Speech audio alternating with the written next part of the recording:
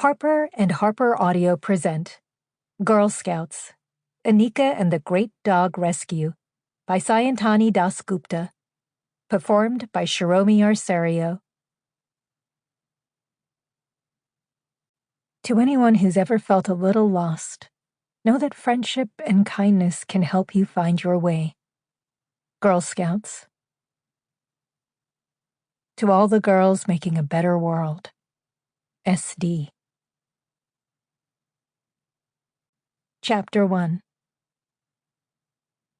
The fall breeze rustled the pages of Anika's sketchpad. Under the mossy, overgrown trees way out in her backyard, she could hear the birds. The bench she was sitting on was old and a little rickety. Still, it was her favorite place in the garden. Here, Anika could think. She could breathe. Things felt like they were changing in the garden. Mama's flowers usually shouted their presence in the sticky heat of summer. They were loud and bold, but in the fall the garden tamped down its colors. It was still pretty, just different now, quieter. School was so noisy these days. Some kids had started hanging out in groups. They gathered in giggling packs of excited voices and swirling energy. Sometimes they reminded Ani of a many-armed, many-headed monster. Anika liked hanging out one-on-one with people, or in smaller groups. Mostly she liked spending time with her best friend, Harper, whom she'd known since kindergarten. And when Ani couldn't do that, she liked being with animals, out in the peace of the garden. Maybe it was because she was an only child, but sometimes the only company she needed were the birds. Oh, and her sketch pad and colored pencils. Still, even the birds and her sketch pad couldn't entirely fill the space in her heart that longed for a pet of her own. Someone to keep her company during the long after-school hours that Baba was away working or Mama was busy. Ani had already drawn a bunch of birds, including a couple of cheery sparrows and a glossy blue-black male grackle. But this was a different bird whose song filled the air. And she didn't need Baba's phone app with its birdsong identifier to know the conklary birdsong she was listening to. She whistled back to the blackbird, hunting for it in the leaves. And soon she saw the jet-black male bird hopping on a branch above her head, his red and yellow shoulder marks like patches on a jacket. "Hi, little dude," Ani whispered. Her hand moved quickly over the paper, first sketching the shape of the bird.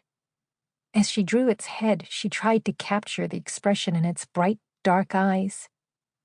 "There you are. You're so pretty. Yes, you are." Her hand moved faster, switching colors.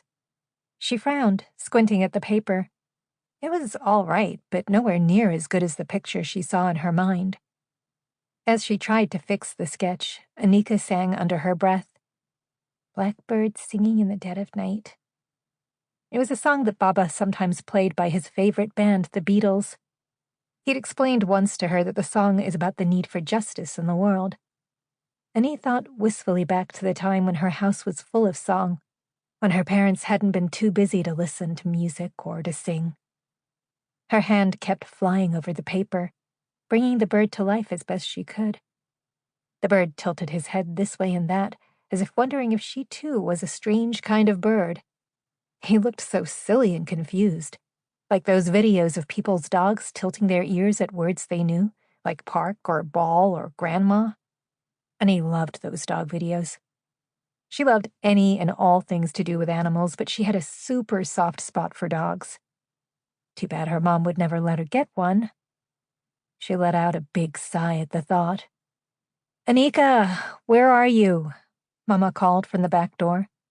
She must have finished her video call for work. At the sound of her voice, the blackbird took flight. Ani shielded her eyes from the sun until the bird had flown away, becoming a little speck in the sky.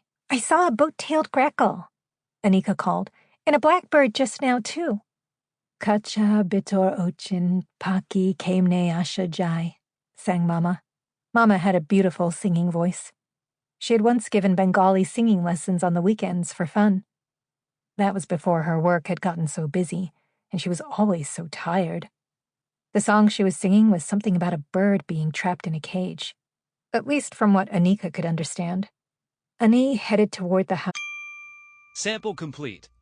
Ready to continue?